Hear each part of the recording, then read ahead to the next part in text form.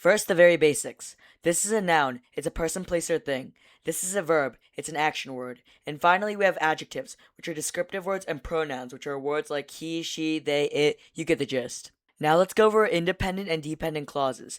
An independent clause looks like this. It's a complete thought and contains a subject, a main verb, and doesn't start with a dependent clause starter.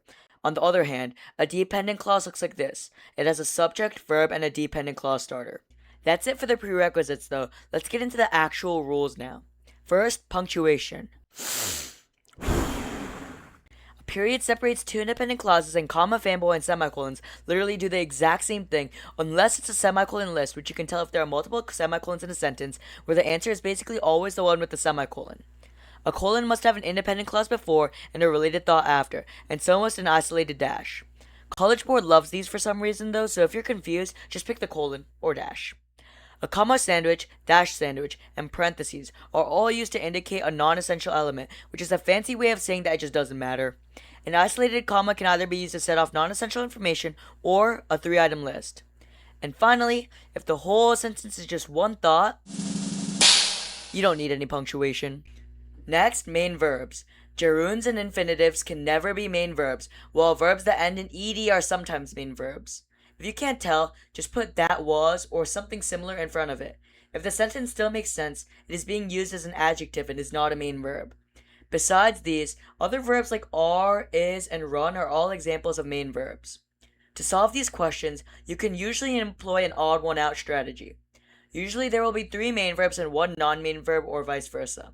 In that case, the answer is always the odd one out. However, sometimes there will be 2 main verbs and 2 non-main verbs. In these cases, you just determine based on the passage whether a main verb is needed, narrow the answer down to 2, then just pick whichever one sounds better. Before I go over verb tense questions, you have to know that nouns are plural if they end in s, while verbs are singular if they end in s, so keep that in mind. Pick the odd one out. I know, crazy, right? But for 99% of these questions, you will literally just see 3 plural verbs and 1 non-plural verb, or vice versa, and that's literally all there is. Anyways, next we have dangling modifier questions.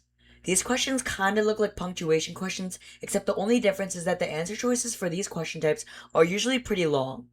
Essentially, the concept is just this. There is descriptive information before the comma, and the subject of this information must come immediately after, so the correct answer is the one that abides by this rule. Next, we have past, present, future questions.